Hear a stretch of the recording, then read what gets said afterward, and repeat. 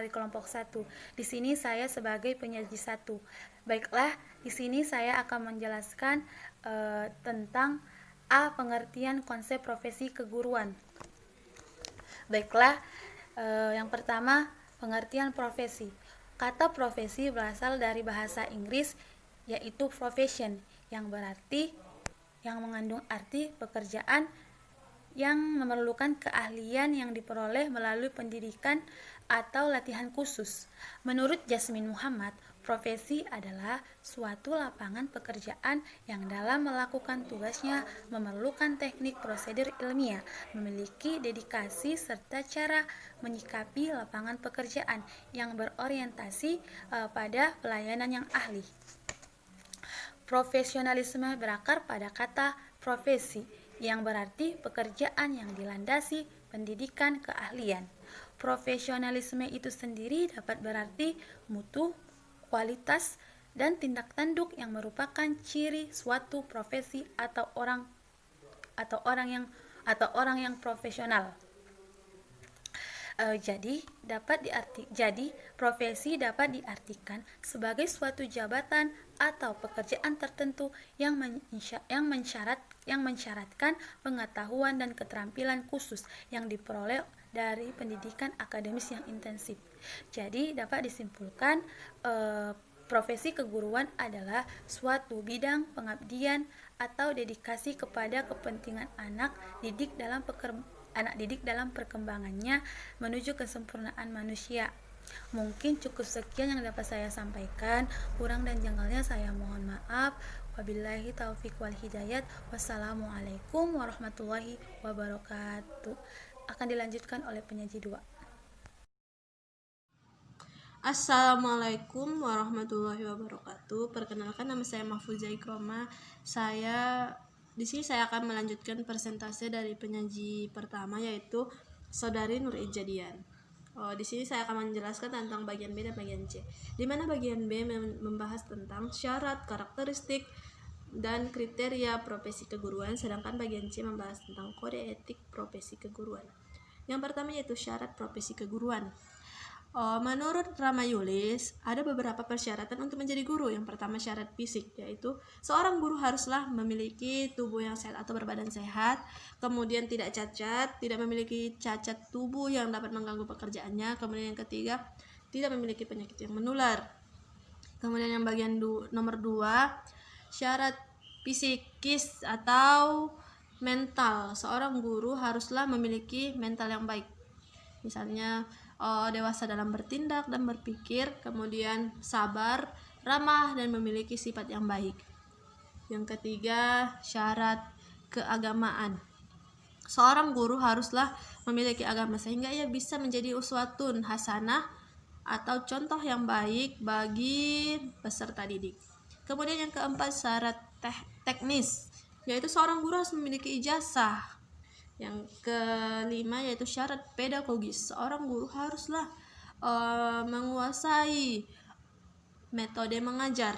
Yang keenam, syarat administrasi, yaitu seorang guru harus diangkat oleh pemerintah dan diakui oleh pemerintah juga. Yang terakhir yaitu yang ketujuh, syarat umur.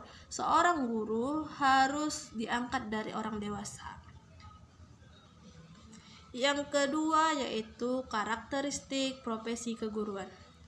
Seperti yang kita ketahui, karakteristik itu merupakan ciri khas, yaitu ciri khas yang harus dimiliki oleh seorang guru. Yang pertama, seorang guru harus melakukan profesionalisasi. Yang kedua, bisa memotivasi. Yang ketiga, disiplin. Dan keempat, bisa mengevaluasi diri. Seorang guru juga memerlukan evaluasi, yaitu melakukan penilaian terhadap dirinya sendiri. Baru yang kelima, dia memiliki kesadaran diri, dan dari kesadaran diri itu dia memiliki dan dia bisa mengembangkan dirinya sendiri. Yang nomor 3 yaitu kriteria profesi keguruan. Menurut Glenn Langford, ada beberapa kriteria yang harus dimiliki seorang guru. Yang pertama, memiliki pengetahuan atau keterampilan. Yang kedua, memiliki tanggung jawab dan tujuan. Yang ketiga, mengutamakan layanan. Yang keempat, memiliki kesatuan. Yang kelima, mendapatkan pengakuan dari orang lain tentang profesi yang ia geluti. Kemudian bagian C yaitu kode etik keguruan, kode etik profesi keguruan. Di sini saya akan menjelaskan tentang arti kode. Kode merupakan aturan, sedangkan etik merupakan berasal dari bahasa Yunani yaitu ethos, yang artinya kebiasaan yang baik. Jadi kode etik ini merupakan suatu aturan tentang kebiasaan atau nilai yang menyatakan baik atau buruknya. Jadi kode etik ini ada dalam profesi keguruan. Seperti yang kita ketahui, ada beberapa kode etik yang berhubungan dengan guru. Kode etik guru memuat hubungan antara, yaitu yang pertama hubungan guru dengan peserta didik. Yang kedua hubungan guru dengan orang tua peserta didik. Yang ketiga hubungan guru dengan masyarakat. Yang keempat hubungan guru dengan sekolah. Yang kelima hubungan guru dengan profesi. Yang keenam hubungan guru dengan organisasi profesi. Dan yang terakhir hubungan guru dengan pemerintah. Seperti yang kita ketahui, dalam mewujudkan kode etik ini ada beberapa kendala yang dihadapi oleh seorang guru. Beberapa kendala yang dihadapi oleh seorang guru, yang itu faktor-faktornya dilihat dari yang pertama, kualitas pribadi seorang guru. Bagaimana kualitas seorang guru itu juga diperlukan dalam mewujudkan kode etik. Yang kedua, bagaimana pendidikan guru. Yang ketiga, bagaimana sarana dan prasarana guru. Yang keempat, bagaimana sistem pendidikan guru. Yang kelima, bagaimana kedudukan, karir, dan kesejahteraan guru. Dan yang terakhir itu adalah kebijakan pemerintah. Mungkin cukup sekian presentasi dari saya. Apabila ada perkataan saya yang salah dalam penyampaian atau penjelasan saya minta maaf. Selanjutnya akan dilanjutkan oleh penyaji ketiga. Atas perhatiannya saya ucapkan terima kasih. Assalamualaikum warahmatullahi wabarakatuh. Assalamualaikum warahmatullahi wabarakatuh. Perkenalkan, nama saya Wasi Ahritonga, NIM 172050125. Saya dari kelompok 2. Di sini saya akan melanjutkan pembacaan makalah kami, yaitu D. Sejarah Perkembangan Profesi Keguruan, di mana yang pertama sejarah profesi kependidikan. Menurut Nasution, 1987 mengemukakan perkembangan guru di Indonesia. Pada mulanya guru diangkat dari orang-orang yang tidak memiliki pendidikan khusus, yang ditambah dengan orang-orang yang lulus dan sekolah guru. Yang pertama kali didirikan di Solo pada tahun 1852. Karena mendesaknya keperluan guru, maka pemerintah Hindia Belanda mengangkat 5 guru, yaitu yang pertama guru lulusan sekolah guru yang dianggap sebagai guru yang berwenang penuh.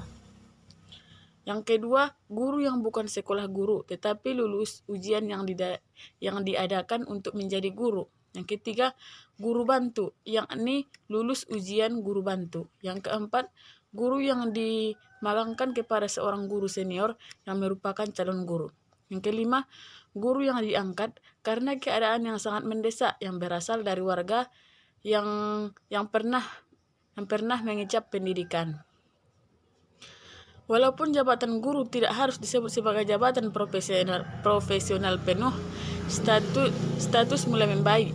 Di Indonesia telah ada Persatuan Guru Republik Indonesia atau disebut dengan PGRI yang mewadahi persatuan guru dan juga mempunyai perwakilan di DPR atau MPR.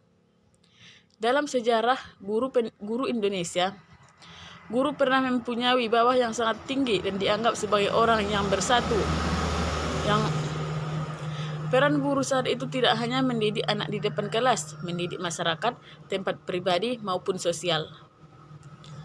Namun, wibawa guru mulai memudar sejalan dengan kemajuan zaman, perkembangan ilmu pengetahuan dan teknologi, dan keperluan guru yang meningkat tentang imbalan atau balas jasa. 2. Sejarah lembaga kependidikan. Yang pertama, masa Belanda. Pada awalnya, organisasi perjuangan guru-guru pribumi pada zaman Belanda berdiri pada tahun 1912 dengan nama Persatuan Guru Hindia Belanda atau PGIIB. Organisasi ini bersifat unitaristik yang anggotanya terdiri dari para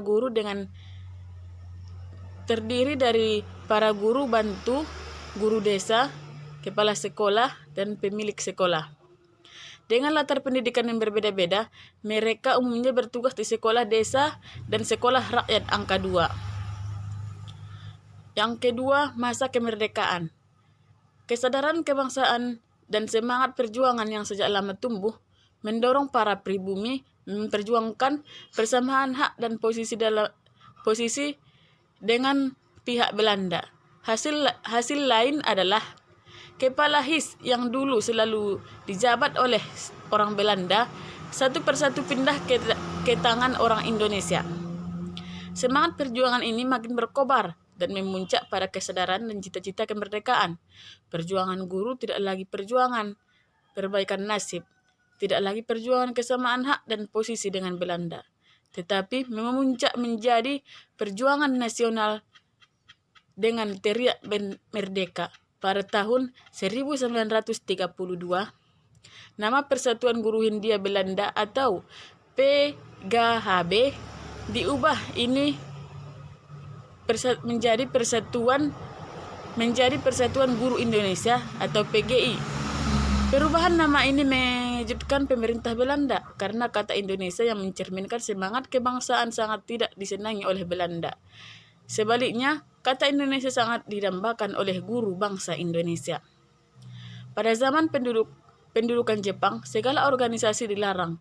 Sekolah ditutup, Persatuan Guru Indonesia tidak dapat lagi melakukan aktivitas. Semangat proklamasi 17 Agustus 1945 menjiwai penyelenggaraan Kongres Guru Indonesia pada tanggal 24-25 November 1945 di Surakarta. Mulai kongres ini, segala organisasi dan kelompok guru yang didasarkan atas perbedaan tamatan, lingkungan pekerjaan, lingkungan daerah, politik, agama, dan suku sepakat dihapuskan. Mereka adalah guru-guru yang aktif mengajar, pensiunan guru yang aktif berjuang, dan pegawai pendidikan Republik Indonesia yang dibentuk. Mereka bersatu Negara Kesatuan Republik Indonesia. Dalam kongres inilah pada tanggal 25 November 1945, 100 hari setelah proklamasi kemerdekaan Republik Indonesia, Persatuan Guru Republik Indonesia ataupun PGRI didirikan dengan semangat pekik merdeka yang bertalu-talu. Di tengah bau mesiu pemboman oleh tentara Inggris atas Stadion RRI Surakarta, mereka serentak bersatu untuk mengisi kemerdekaan dengan 3 tujuan. Yang pertama, mempertahankan dan menyempurnakan Republik Indonesia. Yang kedua, mempertinggi tingkat pendidikan dan pengajaran sesuai dengan dasar-dasar kerakyatan. Yang ketiga, membela hak nasib buruh umumnya, guru pada khususnya. Sejak Kongres Guru Indonesia itu, semua guru Indonesia menyatakan dirinya bersatu dalam wadah Persatuan Guru Republik Indonesia ataupun yang disebut dengan PGRI. Mungkin cukup sekian dari saya ucapkan terima kasih. Assalamualaikum warahmatullahi wabarakatuh. Assalamualaikum warahmatullahi wabarakatuh. Organisasi profesi keguruan. Organisasi profesi adalah suatu wadah perkumpulan orang-orang yang memiliki suatu keahlian khusus yang merupakan ciri khas dari bidang keahlian tertentu. Dikatakan ciri khas karena bidang tersebut diperoleh bukan secara kebetulan oleh sembarangan orang, tetapi diperoleh melalui suatu jalur khusus. Jenis-jenis organisasi keguruan yang ada di Indonesia sebagai berikut. 1. Persatuan Guru Republik Indonesia atau PGRI. PGRI lahir pada 25 November 1945 setelah 100 hari proklamasi kemerdekaan Indonesia. 2. Musyawarah Guru Mata Pelajaran atau MGMP. MGMP merupakan suatu wadah asosiasi atau perkumpulan bagi guru mata pelajaran yang berada di suatu sanggar. 3. Ikatan Sarjana Pendidikan Indonesia atau ISP. ISPI lahir pada pertengahan tahun 1960-an. Pada awalnya organisasi profesi kependidikan ini bersifat regional karena berbagai hal menyangkut komunikasi antar anggotanya. 4. Ikatan Petugas Bimbingan Indonesia atau IPBI. IPBI didirikan di Malang pada tanggal 17 Desember 1975. Organisasi profesi kependidikan yang bersifat keilmuan dan profesi ini berhasrat memberikan sumbangan dan ikut serta secara lebih nyata dan positif dalam menunaikan kewajiban dan tanggung jawabnya. Sekian dari saya. Assalamualaikum warahmatullahi wabarakatuh.